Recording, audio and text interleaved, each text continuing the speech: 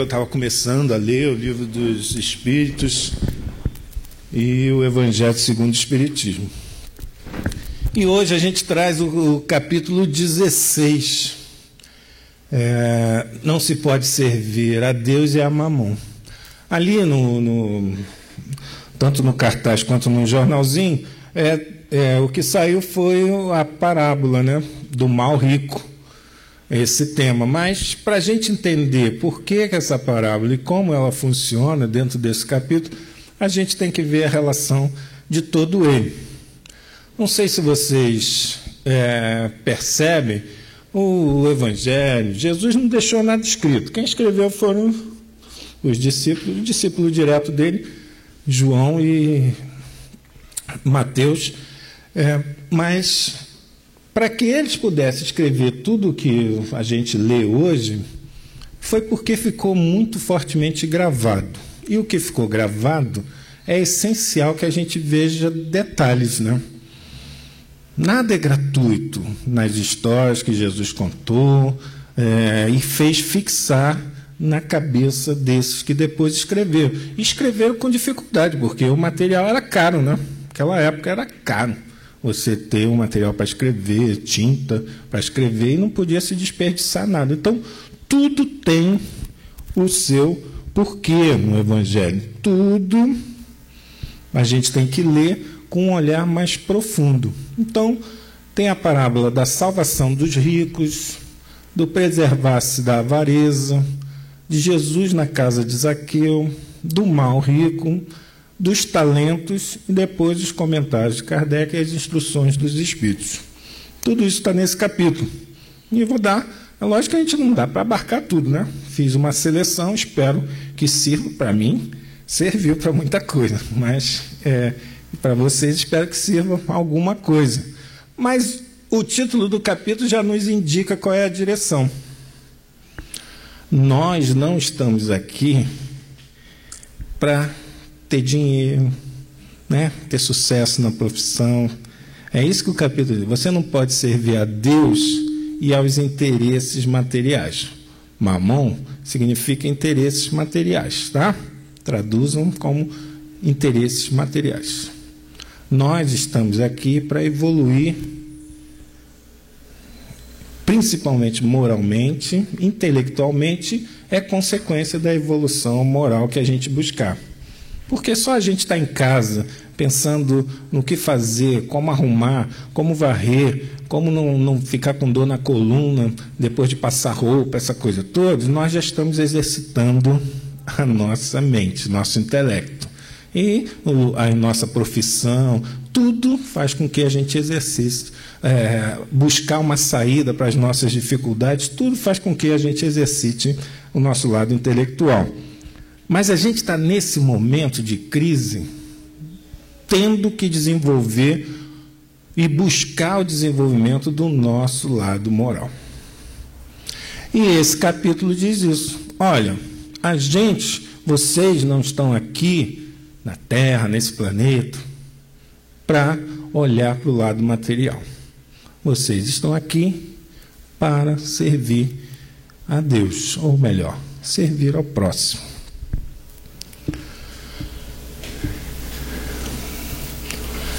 Essa primeira parábola, ou conjunto de colocações, de citações do Evangelho que Kardec coloca, diz respeito à salvação dos ricos. Quer dizer, como é que os ricos se salvam? Como é que quem tem muito dinheiro, ou quem vem numa encarnação com essa prova, porque é uma prova e uma das mais difíceis, no livro Céu e Inferno, Kardec coloca um depoimento de uma mulher que diz ali que ela está numa condição de feliz, de espírito feliz, né? É a segunda parte, primeiro, logo que abre a segunda parte do livro Kardec, depois do passamento, são os depoimentos dos espíritos felizes.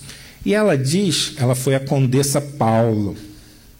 Condessa Paula, ela vai dizer que essa prova, a prova dela vir com dinheiro, né? Mulher de um conde, mas ela ajudava muita gente, sem levantar muito estardalhaço nem nada. Ela dizia que ela só escolheu essa prova depois dela ter passado e ter evoluído em vários outros aspectos, porque é uma prova difícil. Você tem que ter o desapego já internalizado. Porque é muito fácil, né, gente? A gente vê pelos noticiários. Você está no meio de dinheiro, chega uma pessoa e diz, você não quer ganhar mais? Né? Chega outra pessoa com interesse só em aproveitar aquilo que você tem, etc. Para lá. Então é uma prova muito difícil. Como é que a gente se salva? No sentido de como é que a gente passa bem por essa prova? Então, começa citando ali o Evangelho de Lucas, dizendo, ninguém pode servir a dois senhores. Não há essa conciliação. Não há como a gente estar aqui e dar valor às questões materiais e valor a Deus. Não se consegue. E como o nosso objetivo é a nossa evolução espiritual, moral, principalmente, nós temos que dar valor a outro caminho, ou seja, a Deus. Então chega alguém para Jesus e diz assim, bom mestre, lembre-se, eu botei só partes, cortei, né? Tirei, botei para não ficar muito grande, porque é muita informação. Ele se dirige a Jesus como mestre e diz que ele é bom. Jesus chama a atenção dele. Bom, só Deus. Mestre, você pode me chamar. Ele não falou nada sobre, mas bom, só Deus. Então não diga que... E a gente gosta que as pessoas digam que a gente é bom, né? Você é bom, tão bonzinho, você é isso. Né? Se queres entrar na vida, e lembre que Jesus está colocando vida, o cara não está vendo? Como é que é? O que é essa coisa de entrar na vida? Entrar na vida é esse olhar para a vida verdadeira, que é a nossa vida como ser espiritual. Nós somos espíritos criados por Deus e imortais. Se queres entrar na vida, guarda os mandamentos. Quais são os mandamentos? Vai citar ali os de Moisés, não mate ninguém, não cometa adultério. Aí são detalhes que depois a gente tem outras coisas para... O que é adultério, né? Mas não cometa adultério, não furte, não dê falso testemunho, honra teu pai e tua mãe, ama teu próximo como a ti mesmo. São os principais mandamentos. Está ali. Eu tenho feito isso. Beleza? Você tem feito isso? Aí o rapaz pergunta, mas o que ainda me falta? Veja como a pessoa sabe que está faltando alguma coisa. É cumpridor da lei, tenta seguir a lei, busca seguir a lei, mas sente que está faltando alguma coisa. O que Jesus diz? Se queres ser perfeito, vai, caminha. No Evangelho, quando se fala sobre os pés, as pernas, o caminhar, se fala sobre o sentimento. As mãos representam o trabalho e os pés representam o sentimento. Então, pegue o seu sentimento, vai, vende tudo o que tens, faltou ali o quê? O que tens, dá-os aos pobres e terás um tesouro no céu. Depois que a gente se desprender das questões materiais, não der mais importância a nada disso, vem, coloque seu sentimento de novo em direção a mim e me segue. Quer dizer, faça o que eu fiz. Só aí já tem muita coisa para se falar. Mas veja, para que a gente possa atingir um nível de seguir verdadeiramente a Jesus, a gente precisa se desapegar de tudo que é relação material. E relação material não é só dinheiro, tá, gente? Não é só dinheiro, sapato, roupa, carro. Relação material é com os nossos entes queridos. Um filho não é nosso. Um pai não é nosso. Uma mãe não é nossa, é um espírito com o seu percurso e com as suas questões que precisam ser desenvolvidas. Nós estamos juntos para nos auxiliar, ok? Mas nada é nosso. Segunda orientação, preserve-se da avareza. O que é avareza? Botei ali, apego ao dinheiro, especificamente ao dinheiro.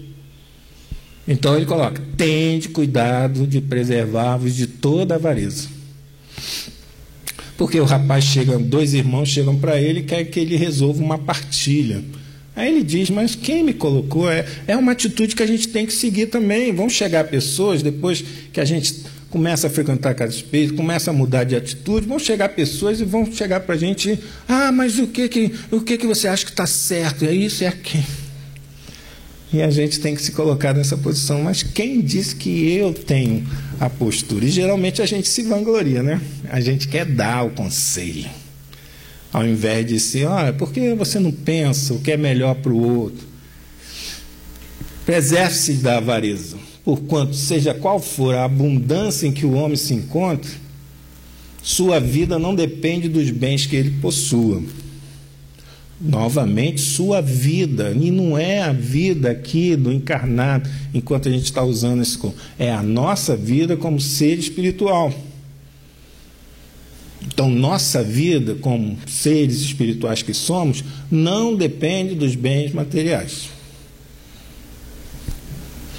A gente, quando está lendo isso, a gente não pode achar que isso são historinhas, tá? Isso são orientações do nosso governador, do ser mais evoluído que a gente já teve conhecimento aqui na Terra, que conviveu conosco mais de perto, né? Então, aí ele conta uma historinha de um homem que teve uma colheita excelente, ou seja, ia ganhar muito dinheiro, aí não tinha onde guardar, pensou assim, vou construir um novo celeiro para guardar todos os meus grãos, etc. Aí ele no final diz assim, que insensato és, esta noite mesmo tomar-te-ão a alma. Ou seja, a gente fica fazendo planos para o futuro, né? Vou comprar a casa, vou juntar dinheiro para comprar um carro, vou fazer isso, vou fazer aquilo. Que insensato nós somos. Porque hoje pode vir o nosso desencarne. Pode ser hoje, chamado. Para que você vai ficar se preocupando com isso? Para que ficar buscando acumular?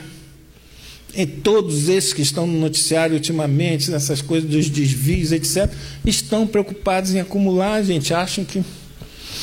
Já pensou que ia ter 130 milhões? E eu não consigo nem imaginar como ia gastar isso. Mas as pessoas têm, né? Mais do que isso, porque estão devolvendo. Então, mas é porque a gente ainda está...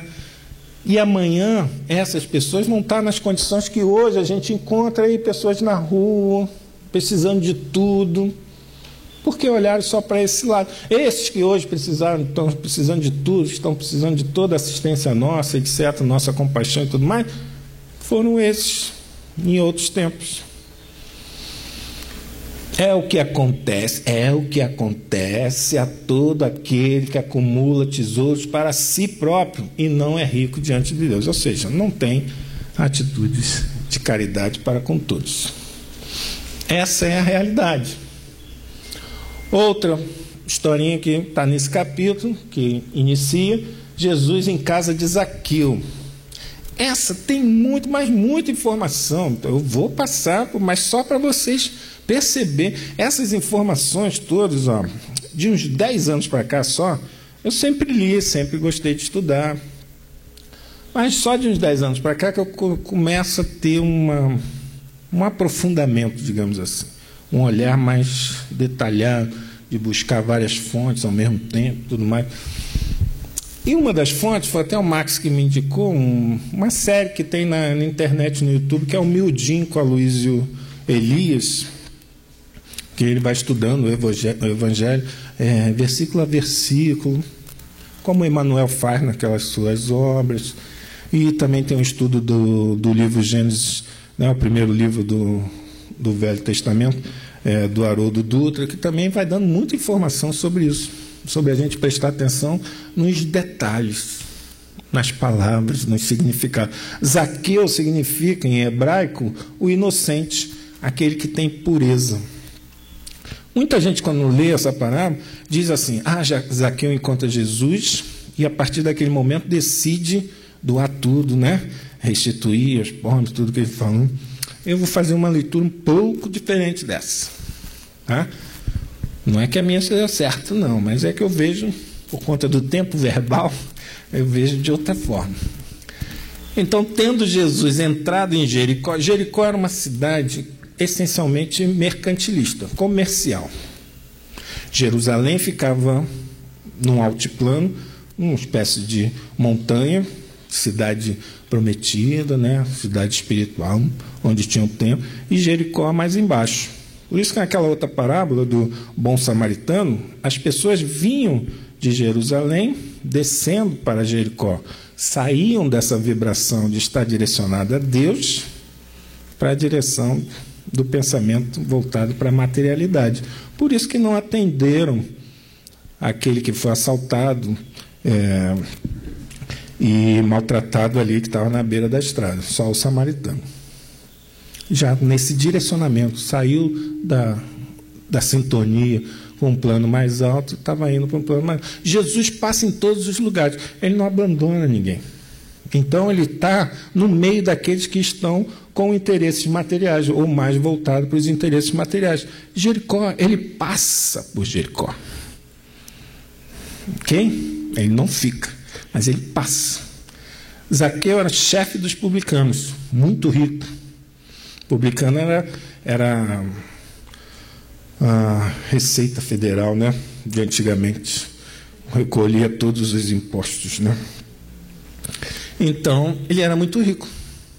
Mas, olha só, desejoso de ver a Jesus, para conhecê-lo, queria travar contato com Jesus, queria ver, conhecê-lo. Não conseguia devido à multidão. Multidão somos quase todos nós que estamos no mundo e não sabemos dessas questões que nós discutimos aqui, falamos nos grupos de estudos. As pessoas escutam que uma criança foi assassinada, um jovem de 15 anos, uma jovem, uma menina, no colégio, nisso, naquilo, e se desesperam e ficam revoltadas. Essa é a multidão que acompanhava Jesus em tudo quanto é lugar. Acompanhava porque queria alguma coisa, sabia das curas, queria ser curado, mas depois falava mal de Jesus também.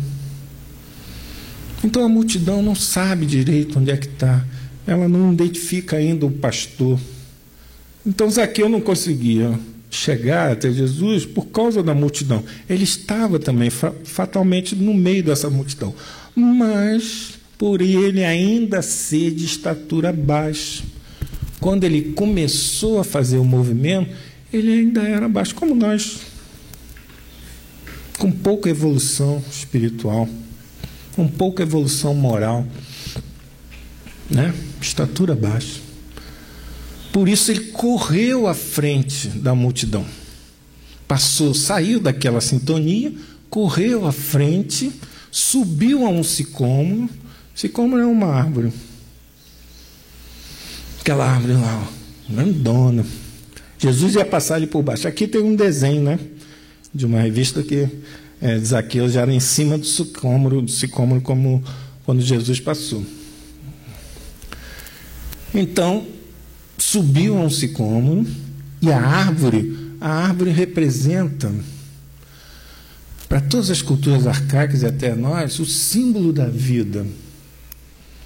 A árvore sempre foi vista como esse ser de perpétua evolução, de ascensão pelo crescimento dela. Então não é à toa que Zaqueu busca uma árvore. É a história de vida de Zaqueu, ou de todos nós que estamos na posição de Zaqueu, que Jesus está contando ali.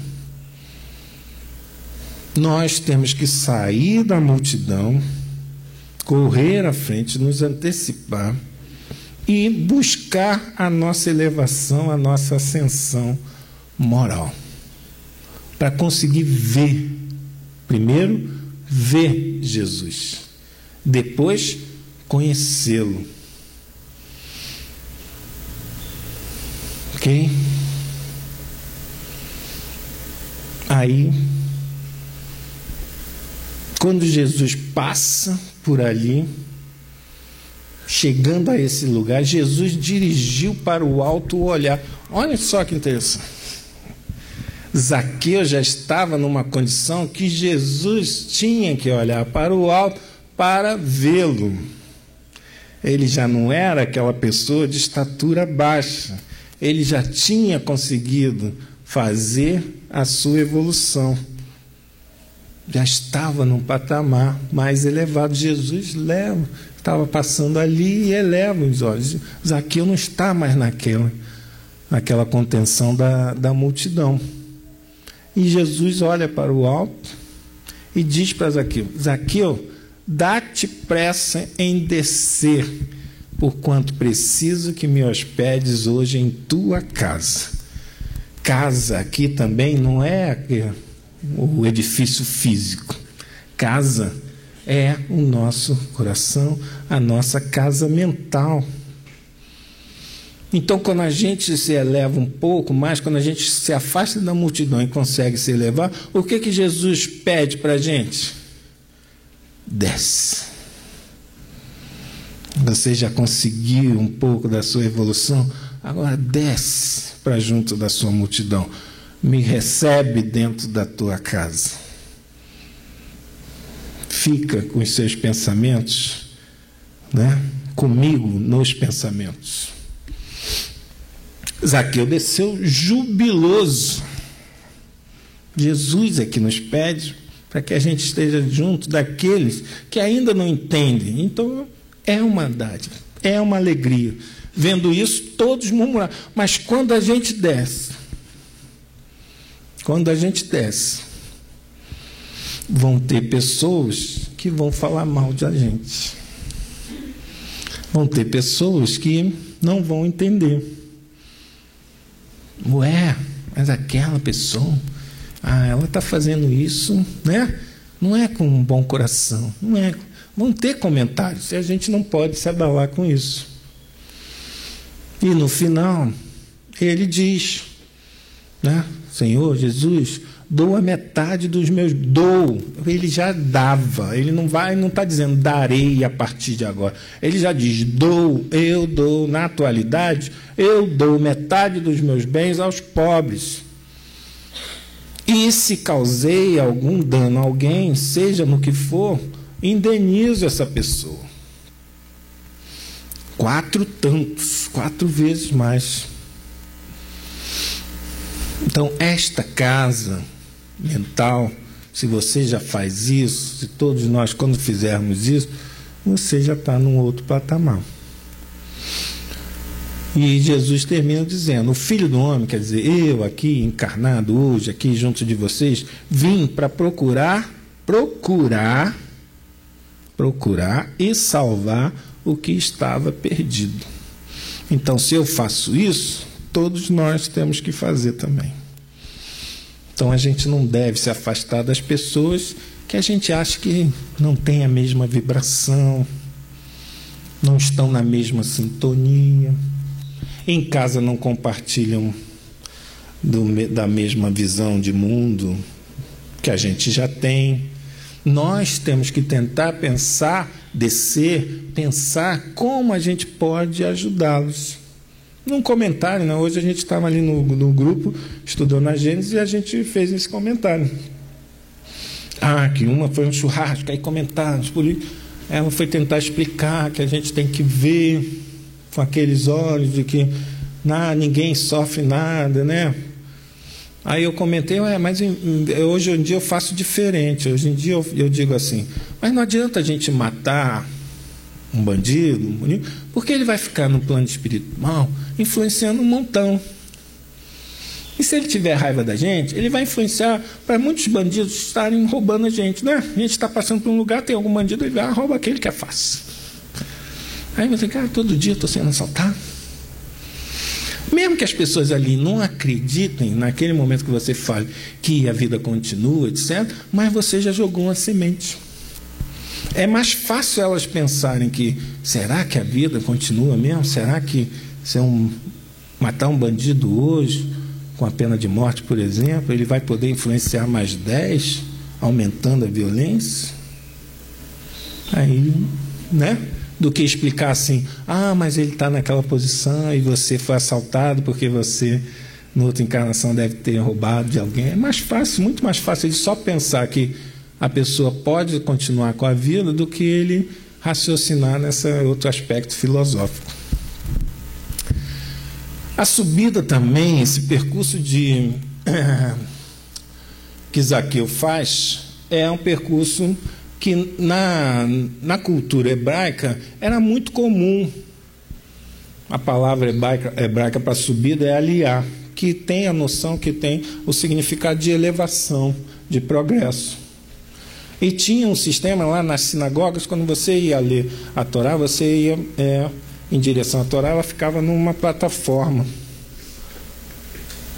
que tinha um nome, Bimá, um troço desse, que tinha alguns degraus. Então, quando você se dirigia para a leitura e ia fazer a oração inicial ou a final, em direção à Torá, você ia se elevando, subindo. Todos que iam em direção a Deus, que a Torá representava a Deus, tinham que fazer um movimento de elevação. E na história do Velho e do Novo Testamento você tem vários exemplos disso. Eu trouxe alguns, né? O Monte Moriá, o monte que Abraão é mandado levar o seu filho Isaque para matá-lo, em homenagem a Deus, que chega na hora, ele escuta a voz dizendo para ele não fazer.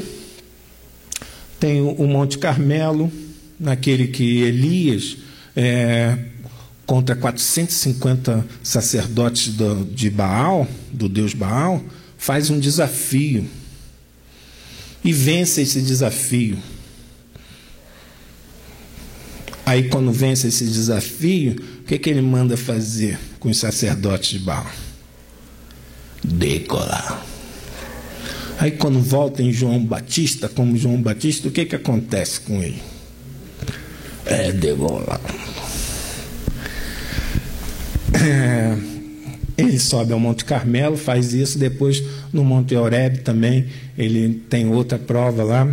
Jesus sobe o Carneiro Ritim, que é o monte que é onde ele dá o sermão do monte, né? Ele sobe ao Tabor e encontra com Moisés e com Elias, e Pedro, Tiago e João veem a transfiguração dele. Fica todo iluminado, suas vestes, seu rosto. Aparece Elias, Moisés. Ele sobe ao Gólgota, na crucificação. Sobe a cruz e depois sobe. Os discípulos veem ele subindo, né, para o plano espiritual. Essas informações todas eu peguei do Sermão do Monte, do Severino Celestino da Silva. Não é nada meu, é tudo... Os outros nos ajudam. Por isso que nós somos uma humanidade solidária, né? Um universo solidário. Aí a gente chega na parábola do mal rico. Então, o que é o mal rico?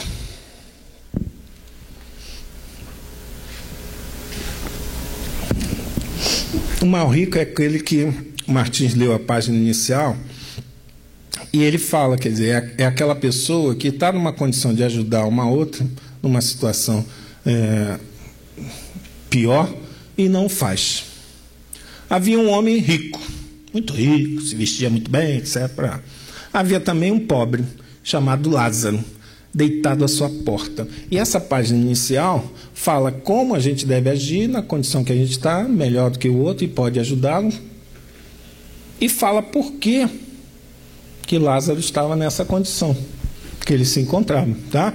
Deitado à sua porta, todo coberto de úlceras, que muito estimaria mitigar a fome com as migalhas que caíam da mesa do rico, mas ninguém lhe dava. É estranho, né? Como é que alguém... Hoje a gente tem um ditado que não se nega água, né? Não se nega um prato de comida, se a pessoa vem bater na porta. Por que essa pessoa, essa família com tanto, se negava a dar as migalhas para Lázaro? Vocês conhecem um pouco a cultura hebraica? Não tem aquela coisa de quem faz o mal é punido até a 4ª geração, não é? A gente vai ver isso. Então os dois desencarnam. E chega no plano espiritual, o rico vê a situação na qual ele se encontra e vê que Lázaro está muito melhor que ele. Caramba, como é que pode isso? Olha que a mensagem de Jesus, com essa história, ele vai te mostrando a vida continua. E o que você faz reflete na continuidade dessa, o que você faz aqui encarnado reflete na continuidade do outro lado. É a historinha que a gente pode pegar como se fosse o céu e o inferno, tem essa estrutura, os espíritos vêm e contam como eles estão, na condição que eles se encontram naquele momento, e por quê? Porque eles passaram o que passaram na encarnação, na última encarnação ali que está sendo vista. Então, ó, o rico pede para Abraão, que está lá junto com Lázaro, né, um dos pais da comunidade hebraica: tem piedade de mim e manda-me Lázaro, a fim de que molhe a ponta do dedo nas águas para me refrescar a língua. Por que isso, né? Porque ele pede que Abraão envie Lázaro para molhar a ponta dos dedos. Eu já falei que mão, consequentemente dedo, significam trabalho. Se dedo significa trabalho, água significa o quê? E língua significa o quê? Tem uma cola aí. Isso eu tirei do dicionário dos símbolos. Todas essas, da árvore, da água, né? Tem muita coisa lá. A água é simbolicamente associada à fonte da vida. É a própria vida. O meio de você se purificar, de você se regenerar. Então, se lá pede a Lázaro que faça um trabalho, que venha trabalhar comigo, para eu me regenerar, molhe a ponta dos dedos e me traga água para o que especificamente? Para minha língua que queima, para me refrescar a língua, pois sofro ter horrível tormento nestas chamas. Língua é associado à chama por conta da sua movimentação, né? A movimentação da língua, o próprio formado, lembra uma chama, mas essa mobilidade que a língua tem lembra a chama, mas o significado também está na função da língua no nosso corpo físico. É por conta da língua que a gente tem a possibilidade de falar. E o que a gente fala pode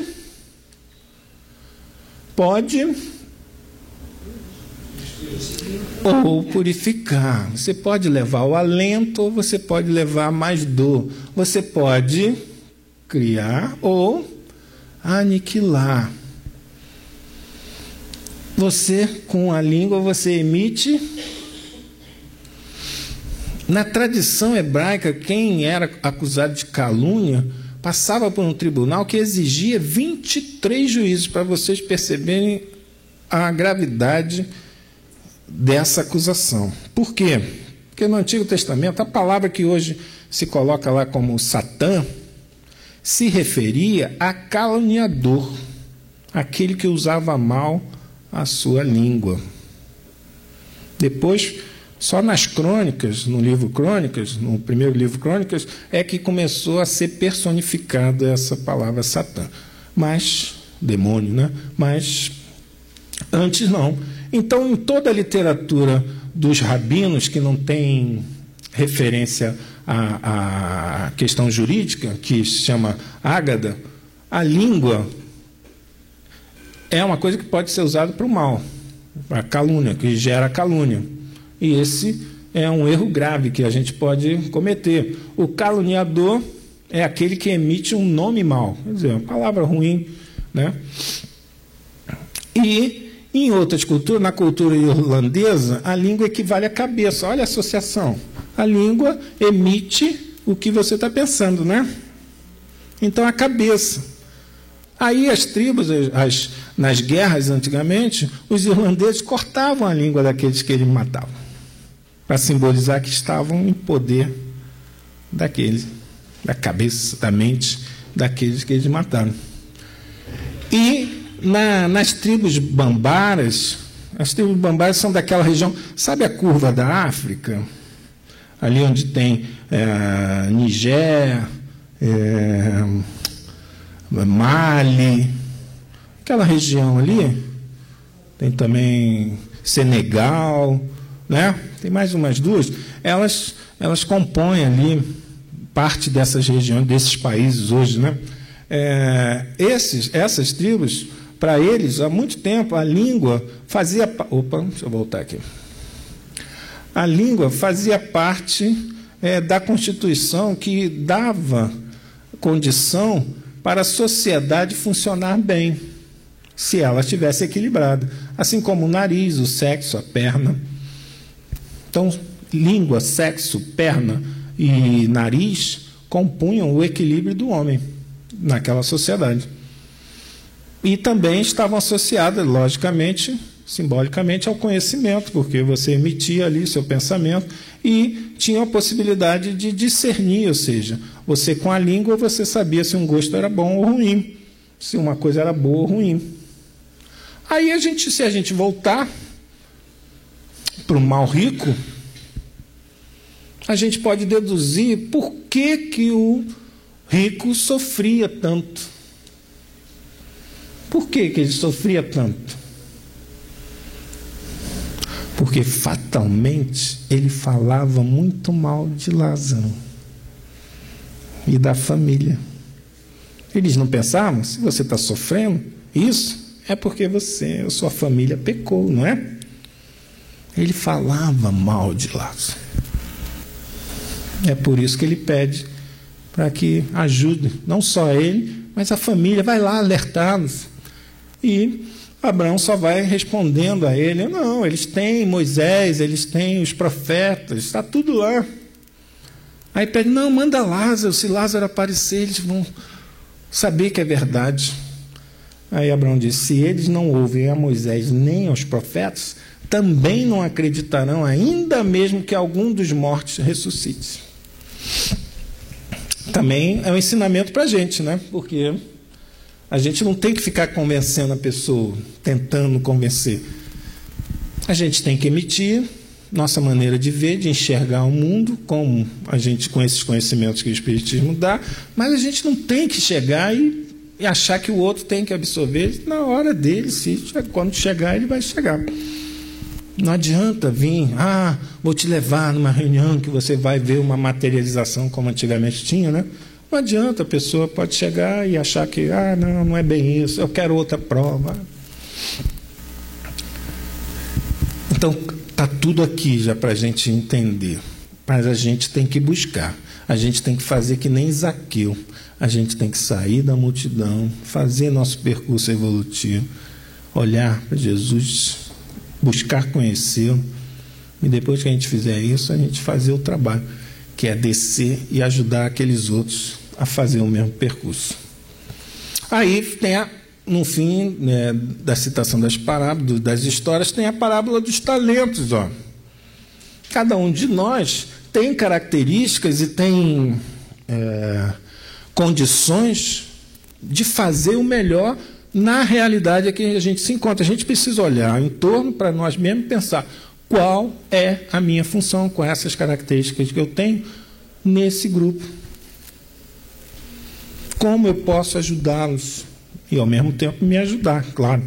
A parábola do talento representa isso. Se eu vim numa condição, tenho uma condição financeira boa, é porque eu tenho condição de gerenciar esse dinheiro para ajudar muita gente. Se eu não faço, é opção minha, mas eu tenho essa condição. Assim como a gente está numa condição mediana, né? Ótimo para a gente. Não tem tanto o assédio do muito dinheiro, nem estamos passando dificuldades sérias financeiras, e aí dá para a gente pensar melhor. Mas mesmo assim a gente tem, muitas vezes a gente pode ajudar uma pessoa e falar, esse dinheiro era para minha viagem. né? Estava querendo ir na Itália, na Côte d'Azur, lá na França, passear. Não. Aí a gente não ajuda. O Senhor age como um homem. Percebam que Jesus, quando compara a Deus, ele sempre fala, é o Senhor da vinha, o Senhor age como um homem que, tendo que fazer longa viagem fora do seu país, chamou seus servidores e lhe entregou seus bens. Deus, apesar de estar aqui, estar entre nós, ele deixa a gente agir. Ele entrega, né? Entregar quer dizer, a gente desenvolveu com nossas vidas características, condições para determinado serviço. Entrega os bens, são os bens que Deus nos proporcionou. A gente aproveitou, ele nos proporcionou, a gente pode usar. Aí ele dá. Você tem talento para matemática, você sabe cálculo, você sabe isso, você sabe aquilo, você sabe construir, você tem. Então, a gente vem para multiplicar esses talentos. Também estávamos discutindo, né, conversando no grupo e falando sobre isso.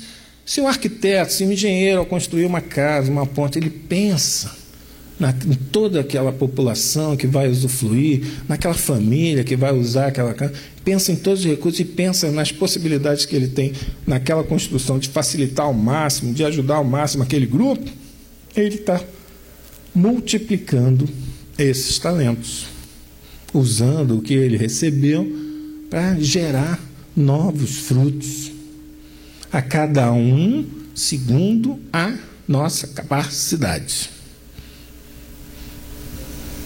Nessa encarnação eu vim, a vida foi me guiando e hoje sou professor. Qual é a minha grande dificuldade? Falar mansamente, né? Por quê? Você acha que você sabe mais do que os outros. Aí quando o outro está naquela posição, aí eu ainda não desci do sicômoro. Ei? Para ajudar, para fazer o outro levantar. Eu estou aprendendo, estou me esforçando, mas ainda falta. Mas é isso que a gente tem que olhar.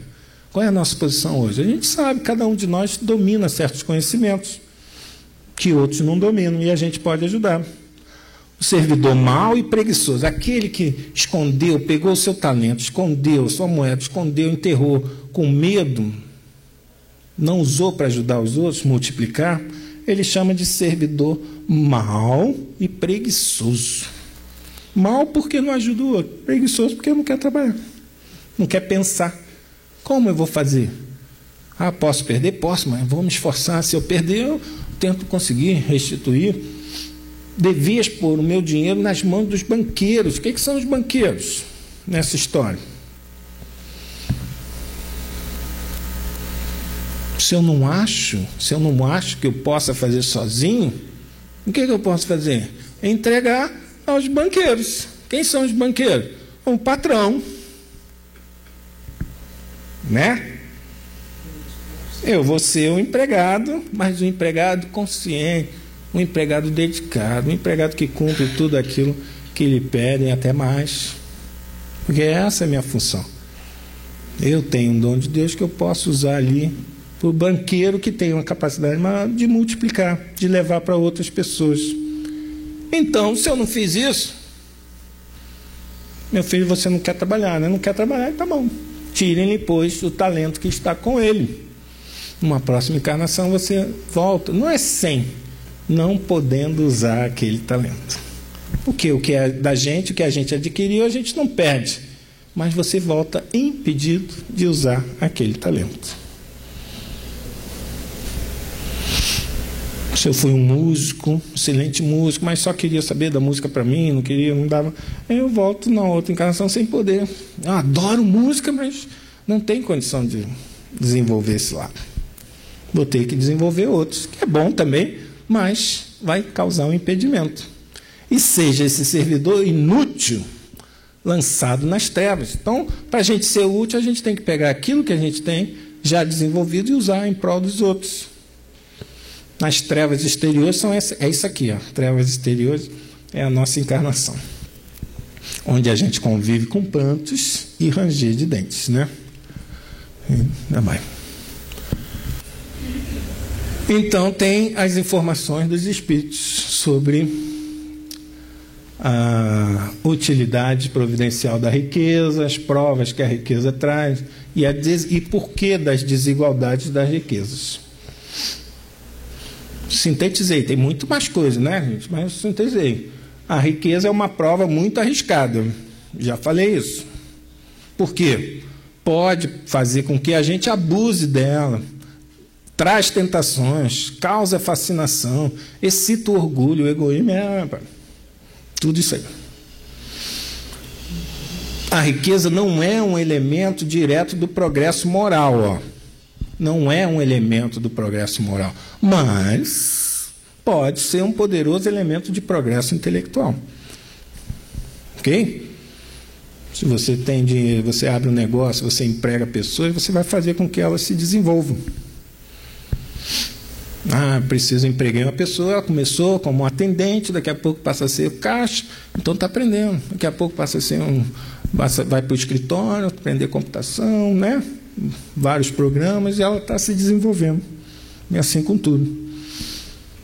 A riqueza, ou a prova da riqueza, é uma experimentação moral, ou seja, ela não é diretamente um elemento que traz uma evolução moral, mas ela pode servir para nos experimentar moralmente,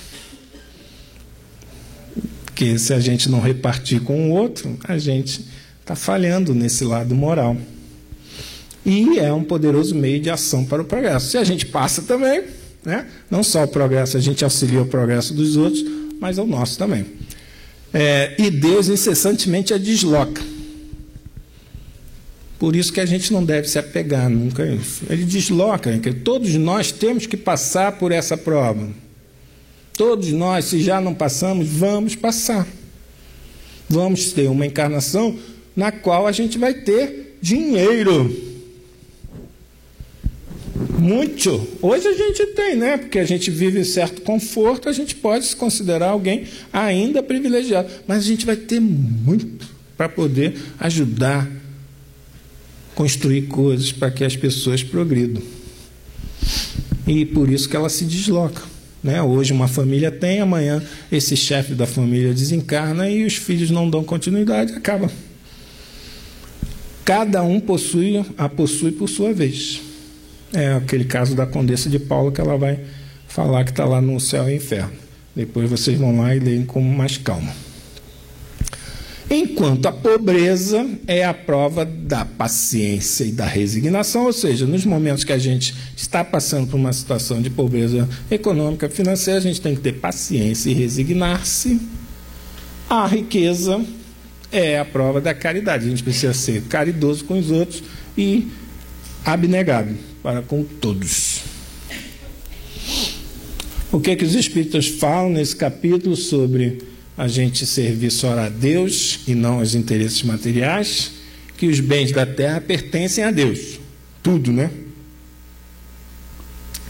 Nós somos apenas esses mordomos que usufruímos e temos que administrar esses bens. O homem não possui o homem só possui aquilo que é de uso da sua alma. Então a gente só tem verdadeiramente a nossa inteligência, os nossos conhecimentos, as nossas qualidades morais, nossas virtudes. Fora isso, nada é nosso. A caridade, então, é o melhor emprego para qualquer tipo de riqueza que a gente tem. Qualquer tipo. Quando se estiver falando em riqueza, não é só riqueza material, econômica, tá? De dinheiro. É riqueza. Riqueza. Você tem bom humor, você é rico nisso. Então distribua isso. Distribua sorrisos, né? Bom ânimo para as pessoas. Você entende bem? Então distribua isso, né? Participe dos grupos de estudos para trazer a sua visão e poder auxiliar outros a verem, entenderem as questões mais rapidamente, melhor. E é assim que vai. A riqueza da inteligência deve ser utilizada como a do ouro. É o que eles terminam por dizer. O desapego aos bens terrenos. O que é? A gente fala tanto aqui em desapego. Você tem que desapegar. OLX em você, né? OLX. Aí, mas o que é o desapego? É você dar o justo valor. Se a gente sabe que não é nosso, que a qualquer momento pode acontecer alguma coisa que tire a gente daquela situação, que hoje é uma situação de abastança econômica, financeira, então você deve usar da melhor forma, ajudando os outros. Saber servir-se deles em benefício dos outros. E não apenas de si mesmo, tá? Como é que a gente resiste a isso, a essas tentações que a riqueza está? Sabendo contentar com o que nós temos. Eu queria ter a vida da Emilinha Borba. Vocês não conhecem, mas foi uma grande artista, né? Os fãs-clubes brigavam por ela. Do Altemar Dutra. Eu só vou citar os antigos, porque os novos não me interessam, né? A mais nova que eu vou citar é a Xuxa. Queria ter a vida da Xuxa. Não, né? Por quê? Porque ela está na condição dela, todos eles estão nas condições deles para aprenderem determinadas questões, evoluírem nos seus percursos aqui. E nós no nosso. Não é à toa. Se nós tivermos que ser algo assim, a vida vai nos conduzir para que a gente chegue num patamar desse, de levar divertimento, entretenimento às outras pessoas e tudo mais. Mas nunca esquecendo que tem o outro lado, né? Tem o outro lado. Você perde a sua privacidade, você fica sem condição de se locomover muito, apesar de ter, às vezes, muito dinheiro para ir, mas tem que ir de helicóptero, tem que ir. Que é um saco ficar andando de helicóptero para lá e para cá, né? Muito chato. Não poder ir ao shopping, né? Não poder andar, ir num barzinho, um botequim, coisa chata. Então, nós não podemos ser esses depositários dos bens de Deus, esses depositários infiéis.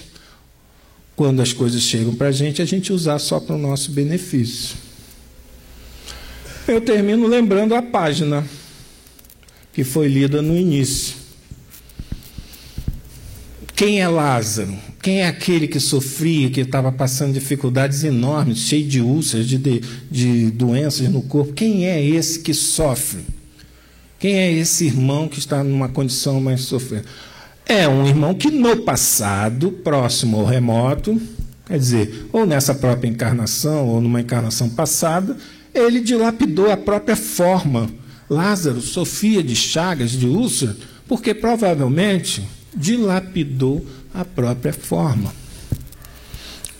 Em atos conscientes de autodestruição e renascem mostrando no corpo que usufruem as marcas dos gestos lamentáveis perpetrados por eles contra eles mesmos.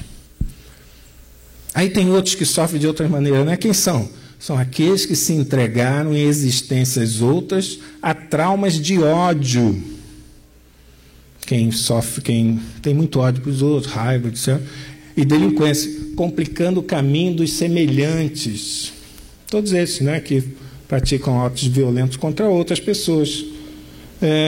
E retornaram o berço terrestre assinalados por enfermidades de longo curso. Então, podem ter certeza que hoje, aqueles que sofrem enfermidades de longo curso, durante muitos anos, foram os que foram violentos, como hoje estão sendo vários violentos contra outros, assaltando, matando, né? Entre outras violências, são esses que nascem com enfermidades de longo curso. E outros que em estradas do passado, do pretérito, abusaram de corações sensíveis. Se eu fui um Dom Juan no passado. Aí, né? Eu fui, peguei uma, deixei ela sofrendo, peguei outra, e foi assim. Hoje, calamidades passionais, fiz pessoas às vezes se matarem. Reapareço no mundo suportando conflitos psicológicos que exigem muito tempo para a eliminação necessária. Ou outros que nas rodas sociais, hoje nas redes sociais, né? Nos climas sociais de há muitos instintos, eles cultivaram hábitos perniciosos, tiveram todo tipo de hábitos. Hoje a gente tem vários, mas no passado também. Ressurgem na arena terrestre inclinados desde a juventude para costumes infelizes. Então hoje a gente vê um jovem com determinados costumes, determinadas tendências, que não está em acordo com os preceitos de Deus, a gente pode colocar como esses seres que passaram por essas situações. E outros ainda se renderam às tentações em experiências que já foram instalados entre companhias lamentáveis, ou seja, ficaram em grupos fazendo coisas não sadias e vivem nas sombras, desencarnaram, vivem nas sombras, na insanidade, e reencarnam aí acompanhado de vários perseguidores. São os processos obsessivos de largo curso. Esses que viveram em bandos, cometendo vários crimes, muitas vezes. Tá? Acabou. Beleza, na hora. É muita coisa, gente. É um capítulo só. E eu simplesmente fiz um recorte. Né? É muita coisa. Quando a gente para ler com atenção, é isso que vocês devem estar. A maioria está aqui, está nos grupos de estudo. Então, leiam tudo que for pedido para vocês com atenção nos detalhes, porque são coisas, informações importantes dentro da codificação, na série André Luiz e em vários outros. A gente trouxe algumas parábolas e eu só fiz um pouco um recorte, tá? Falta muita coisa, que a gente poderia ficar aqui horas. Muito obrigado. Desculpem alguma coisa. Vamos em frente.